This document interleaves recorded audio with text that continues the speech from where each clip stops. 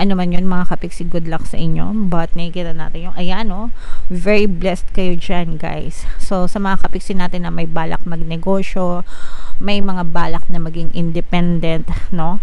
I-push nyo yan, i-go nyo yan kasi talagang i-bless kayo. Guys, ito sinabi ko sa inyo, 'di ba? Abundance talaga. It supports. Ayan. So, sabi ko sa inyo, i-mind nyo na yan sa comment section kasi talagang suswertehin ko, pagpapalain kayo guys pagpasok ng Chinese New Year. Kumbaga parang yung iba sa inyo binibless na ngayon. Pero pagpasok ng Chinese New Year, parang bubukas talaga yung gate, no? Yung pintuan.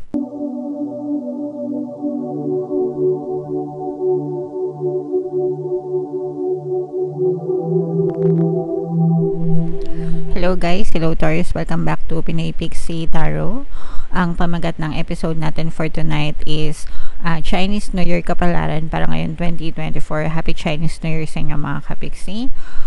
Combination ng positive and negative energy. General reading lang guys. Pwede mag-resonate, pwedeng hindi. So tingnan natin Taurus yung mga mensahe sa inyo ng inyong mga gabay para ngayong Chinese New Year. Meron tayong door to romance in reverse, blossoming abundance, and meron din tayong rest and rejuvenation in reverse mga kapiksi. So ito ay positive and negative mga kapiksi. Sa negative, meron tayong door to romance in reverse. So ibig sabihin nito guys, parang for some of you baka hindi pa kayo ready for another relationship, especially let's say for example single kayo or separated ganyan, pero parang hindi pa kayo handa na pumasok ulit sa bagong relationship, bagong romantic relationship with another specific person kasi for some of you pwedeng hindi pa kayo nakaka-move on mga kapiksi dun sa inyong past relationship, dun sa mga emotional pain. Kumbaga may mga negative emotions pa kayo, and yung mga negative emotions na yun guys, yun yung nagsisilbing balakid para pumasok yung next na relationship nyo mga kapiksi. And for some of you naman, this may also be a message na maaring magkaroon ng mga konting problema ba sa relasyon. Kung kayo ay currently in a relationship mga kapiksi, pwedeng nag-aaway kayo, pwedeng hindi masyado yung love energy sa pagitan yung dalawa ng iyong partner o specific person. Okay? So, yan yung nakikita natin sa love energy. On the good side naman, mga kapiksi, no? Blossoming abundance and eto, rest and rejuvenation in reverse. Maganda ito kasi ibig sabihin ito guys, nakapagpahinga kayo.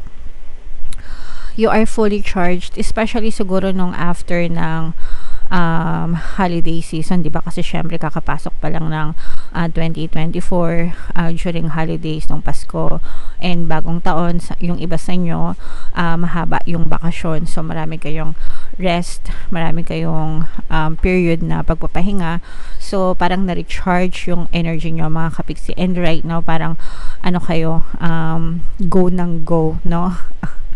Mataas yung energy nyo, energy level nyo mga kapiksi, and talaga naman ito guys, blossoming abundance, ibig sabihin nito namumukadkad na pagpapala. Grabe guys, i-mind nyo na agad yan, wag na kayo magpahuli. Namumukadkad na mga biyaya, blessings, no, yung nakaantabay sa'yo pagpasok nitong Chinese New Year mga kapiksi. For some of you, pwedeng na-experience nyo na siya ngayon, tapos lalo pa siyang magbo-boost, no? Kumbaga lalo pa siyang sisibol pagpasok ng Chinese New Year. Lalong mararamdaman nyo na fully mananagana talaga yung inyong kabuhayan mga kapiksi. So you know the drill guys. Sa mga baguhan na natin, sa mga datihan na sa ating channel mga kapiksi, no, i-mind nyo na yan sa comment section.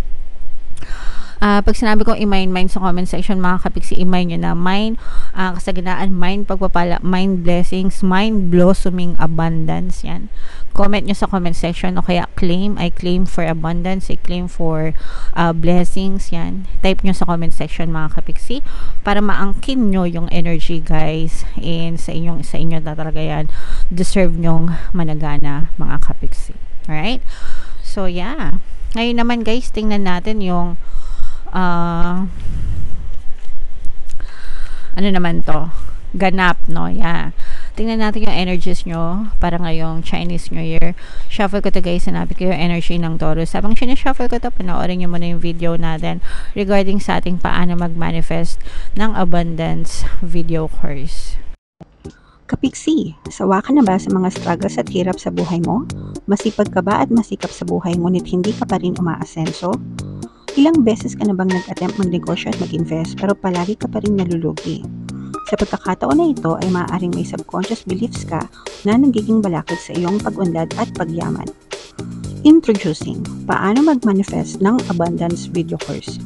Dito ay matututunan mong ma-overcome ang mga balakid mo para tuluyan ka ng umunlad, umasenso, sumagana, maging matagumpay, successful at maswerte sa iyong kabuhayan, pera, trabaho, negosyo, salapi at kaperahan ng bonggang-bongga.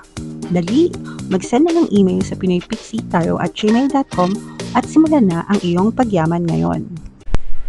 Alright, so sabay-sabay tayong managana mga kapiksi ngayon 2024. Mag-avail na kayo ng course. Sobrang ganda talaga niyan mga kapiksi. And meron din tayong promo for February guys. Magbibigay ako ng 200 pesos discount sa lahat na mag-avail ng course guys until February 28. Kaya wag na kayo magpahuli mga kapiksi. Sobrang ganda talaga niyan.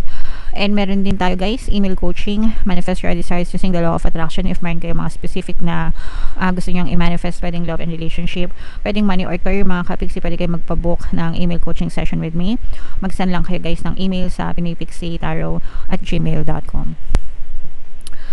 So, Taurus guys, kaya in-represent ng King of Coins sa ating spread. Merong presence dito ng air signs, Aquarius, Gemini, Libra for some of you. Maaaring may earth element ka sa iyong natal chart. For some of you, you may be dealing with an air sign. Positive and negative energy guys. Yung nakikita natin na negative is talagang sa love, no? Meron talaga kayong mga emotional pain, mga kapiksi. For some of you, parang nararamdaman nyo yung panlalamig sa inyo ng inyong partner o specific person. Cold treatment, no? Pwedeng na-ghosted kayo, guys, ng person nyo, or parang merong some kind of silent treatment, cold treatment between you and your specific person mga kapiksi. And yun yung nagkakos ng emotional pain nyo. So, it's either binlock ka ng person mo or binlock mo siya dahil sa sobrang sama ng loob mo, or binlock mo siya dahil sobrang cold niya sa'yo, or baka binlock ka niya. Pag love energy mga kapiksi, roles can be reversed, okay?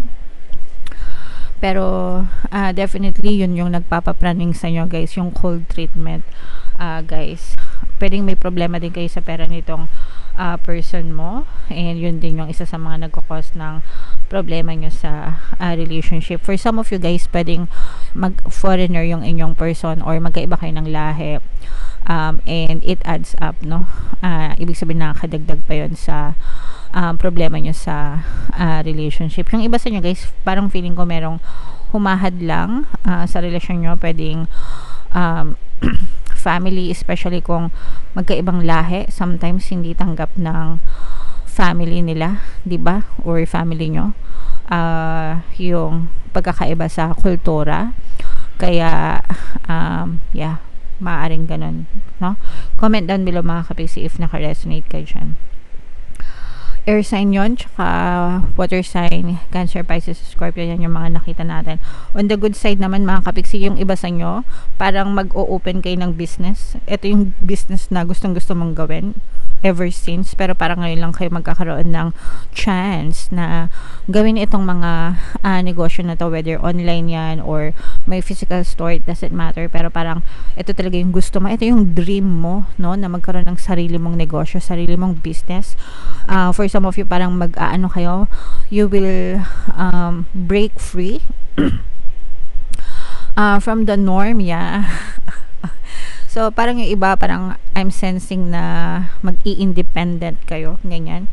So, kung ano man yun, mga kapiksi, good luck sa inyo. But, nakikita natin yung, ayan, no, very blessed kayo dyan, guys. So, sa mga kapiksi natin na may balak magnegosyo, may mga balak na maging independent, no, i-push nyo yan, i-go nyo yan, kasi talagang i-bless kayo. Guys, ito, sinabi ko sa inyo, diba? Abundance talaga. it supports. Ayan. So, sabi ko sa inyo, i-mind nyo na yan sa comment section kasi talagang suswertehin ko, pagpapalain kayo guys pagpasok ng Chinese New Year. Kumbaga parang yung iba sa inyo binibless na ngayon, pero pagpasok ng Chinese New Year, parang bubukas talaga yung gate, no? Yung pintuan ng blessings sa inyo mga kapiksi. So, again, i-mind nyo na yan sa comment section guys kasi super blessed ka talaga. Ayan, no? Grabe. Nararamdaman nyo ba? Nararamdaman nyo ba yung ibig sabihin yan mga pera sa paligid nyo, no?